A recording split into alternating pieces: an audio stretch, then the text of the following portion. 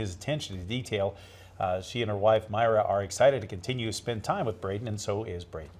More than 7,000 acres of forest land near Olney is being permanently protected by a public-private partnership devoted to sustainable forest management, public access for recreation, and habitat conservation. MTN's Jack Ginsburg shows us that's good news, though, for public land enthusiasts.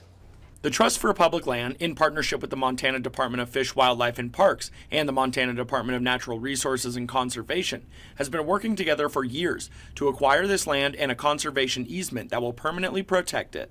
So it took quite a while and a lot of different partners, and it's just amazing that it's come to fruition finally, and it's just going to be a huge win for the public, for the resource, and for continued sustainable forest management.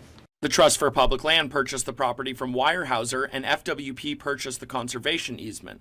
The Trust for Public Land then sold the property to the DNRC to own, while FWP manages the land. The land stretches nearly 11 square miles and will be added to the Stillwater State Forest. Temple says this easement is so important because of the location of the land. Especially given where this project is, it's just north of Whitefish, which is prime for development into the future, so being able to secure an area that's going to be sustainably managed for forestry and to protect the fish and wildlife habitat while allowing the public to recreate, it's just a win-win-win for everybody.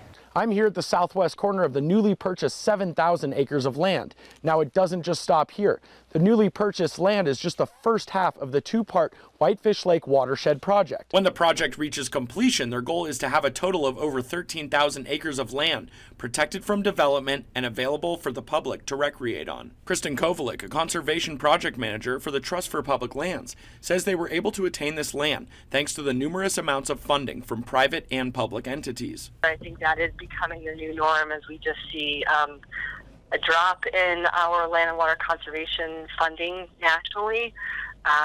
We're seeing a greater need to bring various sources of private and public money to these larger projects.